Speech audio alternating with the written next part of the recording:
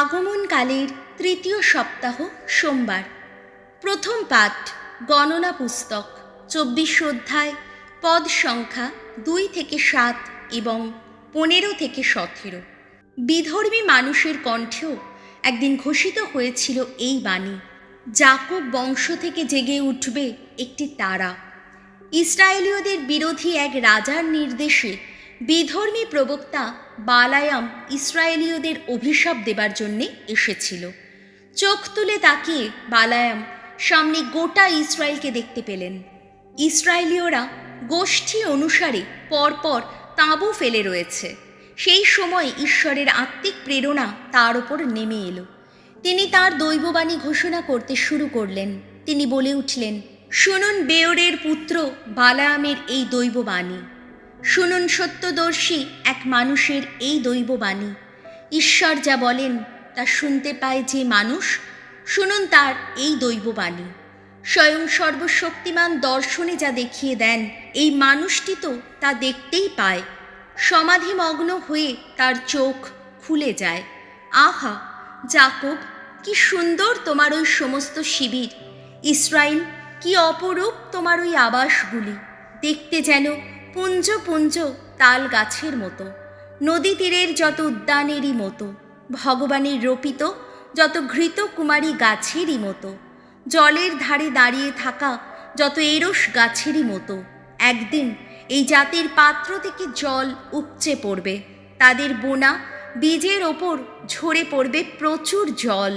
রাজা আগাগের চেয়েও বলিয়ান হবেন তাদের রাজা, তাদের রাজত্ব কত গৌরবেই না চিহ্নিত হবে। বালায়াম তখন তাঁর দৈববাণী ঘোষণা করতে শুরু করলেন। তিনি বলে উঠলেন, শুনুন বেয়োরের পুত্র বালায়ামের এই দৈববাণী, শুনুন সত্যদর্শী এক মানুষের এই দৈববাণী। ঈশ্বর যা বলেন তা শুনতে পায় যে মানুষ, পরাৎপরের জ্ঞানে জ্ঞানী যে মানুষ, শুনুন তার এই দৈববাণী। স্বয়ং সর্বশক্তিমান দর্শনে যা দেখিয়ে দেন, এই মানুষটি তো তা দেখতেই পায়। সমাধিমগ্ন হয়ে তার চোখ খুলে যায়। সেই একজনকে দেখতেই পাচ্ছি আমি, কিন্তু তিনি তো বর্তমানের মানুষ নন।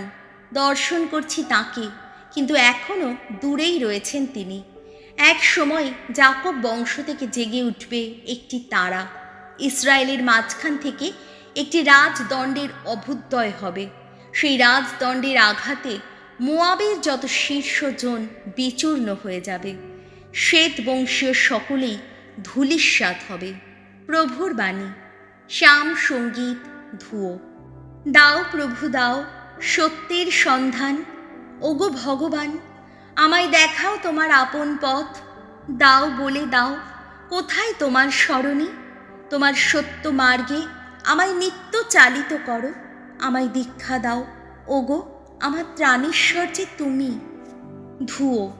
দাও প্রভু দাও সত্যের সন্ধান, মনে রেখো ভগবান তোমার দয়ার কথা, শত করুণার কথা। সেই প্রাচীন কাল থেকেই ওগো যা কিছু করেছ তুমি, ওগো আমাকেই মনে রেখো, করুণাময় যে তুমি। আহা ভগবান মঙ্গলময় যে তুমি। ধুয়ো। দাও প্রভু দাও সত্যের সন্ধান। ভগবান তিনি মঙ্গলময়, সত্যনিষ্ঠ তিনি। তাই তো সমস্ত পাপীকে সঠিক চলার পথ চিনিয়ে দেন তিনি। বিনম্র যারা ধর্ম মার্গে তাদের চালিত করেন, বিনম্র যারা তাদের তিনি তো বলে দেন তার পথ। ধুয়ো। দাও প্রভু দাও সত্যের সন্ধান। বাণী বন্দনা। জয় জয় প্রভুর জয়। প্রভু দয়া করো দয়া করো, করো হে পরিত্রাণ। জয় জয় প্রভুর জয়। মথি রচিত মঙ্গল সমাচার 21 অধ্যায়, পদ সংখ্যা 23 থেকে 27। যোহন দীক্ষা স্নাত করার অধিকার কোত্থেকে পেয়েছিলেন? যিশু তখন মন্দিরে এসেছেন আর সেখানে উপদেশ দিচ্ছেন। এমন সময় প্রধান যাজকেরা ও জাতির প্রবীণেরা তাঁর কাছে এগিয়ে এলেন। তারা জিজ্ঞেস করলেন, কোন অধিকারে আপনি এসব করে বেড়াচ্ছেন? এ অধিকার কেই বা আপনাকে দিল? উত্তরে যিশু তাদের বললেন, আমিও তাহলে আপনাদের একটা প্রশ্ন করছি, আর যদি আপনারা তার উত্তর দেন তাহলে আমিও আপনাদের বলবো কোন অধিকারে আমি এসব করছি। বলুন তো, যোহন দীক্ষাস্নাত করার অধিকার কোত্থেকে পেয়েছিলেন? স্বর্গ থেকে না মানুষের কাছ থেকে? তখন তাঁরা নিজেদের মধ্যে বলাবলি করতে লাগলেন।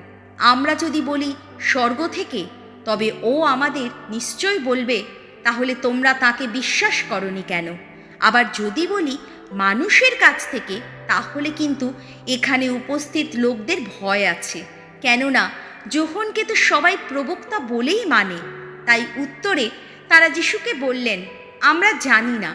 তখন তিনিও তাদের তেমনি বললেন, তাহলে আমিও আপনাদের বলবো না কোন অধিকারে আমি এসব করছি। প্রভু যিশুর মঙ্গল সমাচার।